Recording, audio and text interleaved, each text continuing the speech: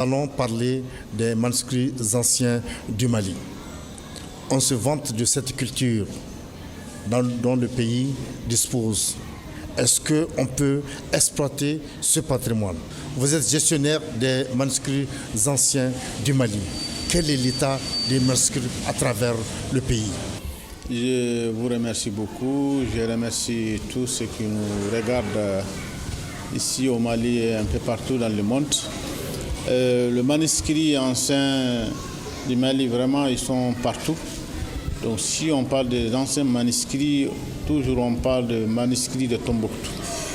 Parce que Tombouctou, c'est la capitale de manuscrits. C'est là où on trouve le plus grand nombre de ces manuscrits. Mais à côté de ça, on trouve des manuscrits aussi à Gao, à Kidal, à Djenné, à Mopti, à Ségou, à San. On trouve les manuscrits aussi à Sigasso, à Koutiala. On trouve les manuscrits ici à Bamako. On trouve les manuscrits à Nara, à Nioro, à Kaï et dans d'autres villes et villages du Mali. Partout, on trouve des manuscrits en réalité. Moi, je dis que la culture ou le patrimoine, il faut l'exploiter. Parce qu'en tant qu'on n'a pas arrivé à exploiter ce patrimoine, on ne peut pas connaître vraiment la valeur de ce patrimoine. Et tout ce qu'on fait, c'est bon. On prend beaucoup de photos, on fait beaucoup de danses, on fait beaucoup d'échanges. Tout ça, c'est bon. Mais il faut arriver à exploiter ce patrimoine. On ne peut pas exploiter ce patrimoine en tant qu'on n'est pas arrivé à créer ce qu'on appelle l'industrie culturelle. L'industrie culturelle, comment il faut le créer? C'est-à-dire que chaque fois qu'on a un objet, soit un manuscrit ou bien un autre objet valeureux, il faut les valoriser. Comment il faut les valoriser? Il faut les protéger, il faut les conserver, il faut les numériser, avoir les images de cet objet ou de ce manuscrit. Après ça, il faut prendre ces manuscrits et le exposer dans un lieu sécurisé. Et maintenant, comment il faut l'exploiter? C'est-à-dire qu'il faut créer une maquette. Si c'est un objet, il faut créer une maquette. Et cette maquette, avec des spécialistes, il faut les multiplier. Il faut les multiplier par le milliers même et le vendre. Et c'est comme ça qu'on va sentir qu'on a quelque chose qui peut nous aider, qui peut nous amener de la richesse. Et les originaux, ils sont bien conservés dans un musée ou dans un grand dépôt bien sécurisé, mais les copies, qui est la maquette, il faut les multiplier et le vendre. Et c'est comme ça que le pays peut avoir beaucoup de ressources à travers ce patrimoine culturel qu'on a.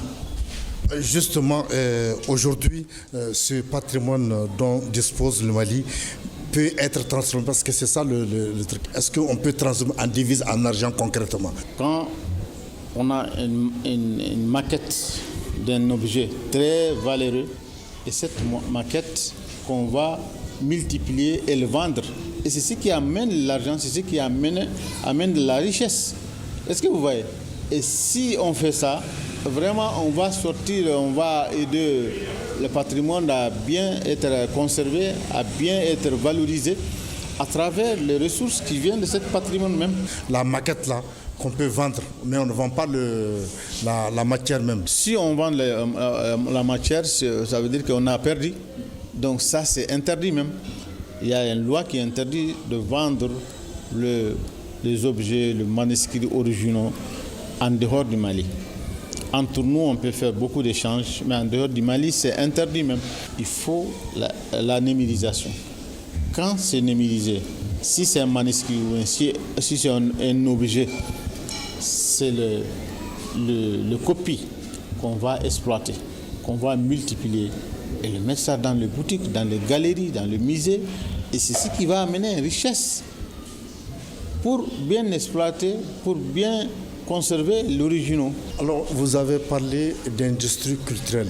Pour vous, est-ce que les manuscrits anciens, on peut faire une industrie culturelle avec ces objets et les vendre? Je parlais d'industrie culturelle. Les manuscrits font partie. Les autres objets que je ne peux pas citer ici parce qu'ils sont des milliers ou des millions même, tous ensemble, on peut les exploiter comme ça. Et c'est ce qui va donner leur valeur, c'est ce qui va nous amener nous-mêmes à comprendre que ce qu'on a, notre patrimoine là, a une grande valeur. Parce que les détenteurs ou bien les gestionnaires même peuvent vivre dans ce patrimoine, dans les objets, sans vendre l'original. C'est ça la réalité.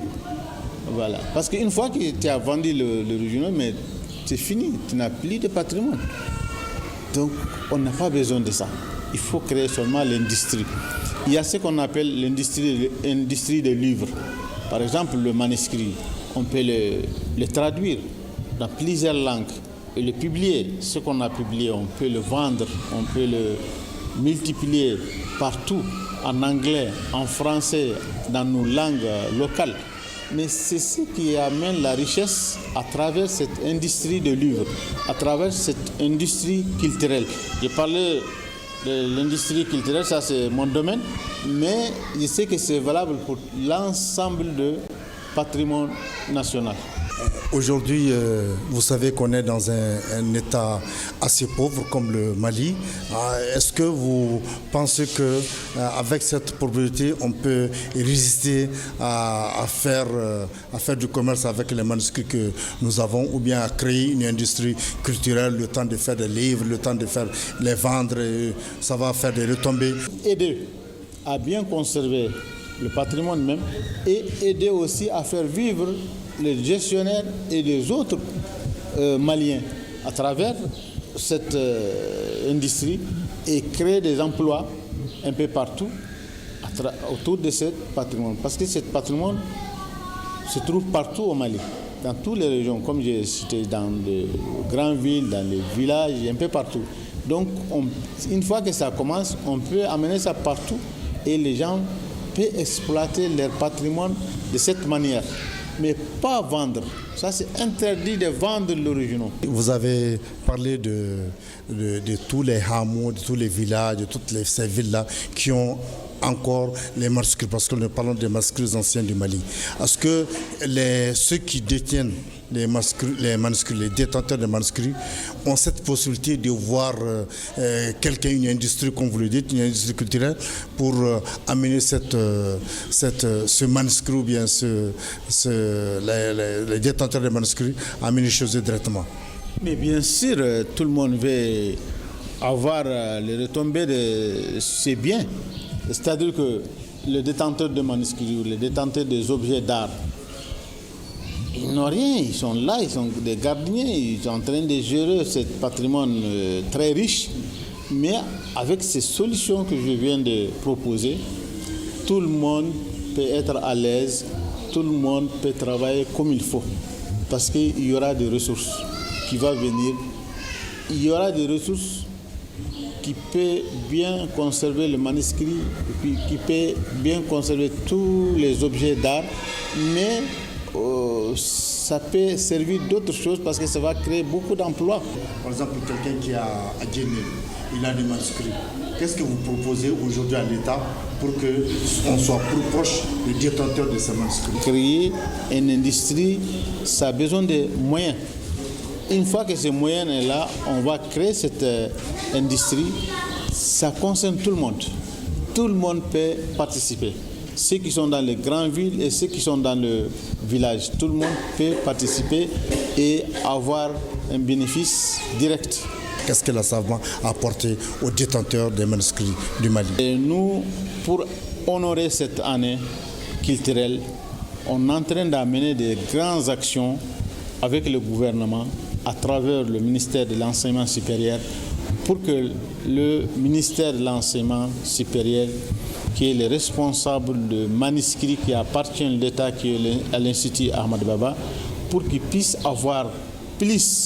accueillir plus de manuscrits Parce que l'Institut Ahmad Baba aujourd'hui, ils ont environ 40 000 manuscrits. D'ici à la fin de l'année, nous on est en train d'amener des campagnes de solutions pour qu'on puisse avoir l'Institut Ahmad Baba avec 80 000 ou 100 000 manuscrits pour l'État.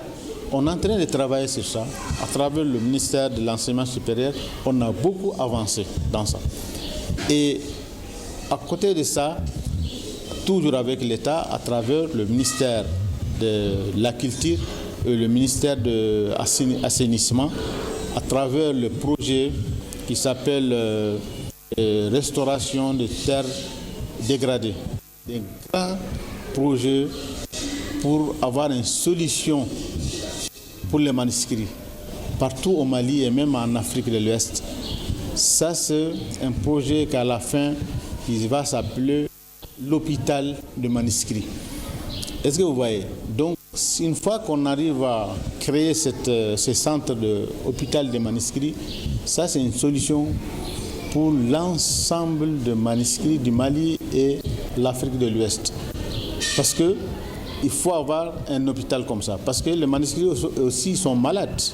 Ils ont besoin de conservation physique, ils ont besoin de conservation numérique, ils ont besoin de restauration. Tout ça, ça rentre dans ces projets qu'on est en train d'amener avec ces partenaires que je viens de citer. Voilà, c'est donc la fin de cet entretien, de cette émission sur les manuscrits anciens du Mali, comment les exploiter et cette culture dont on se vante, dont dispose le Mali et qu'est-ce qu'on peut faire pour cette culture. Merci à Abdelkader Haïdara pour cet entretien et à très bientôt pour d'autres émissions sur les manuscrits anciens du Mali.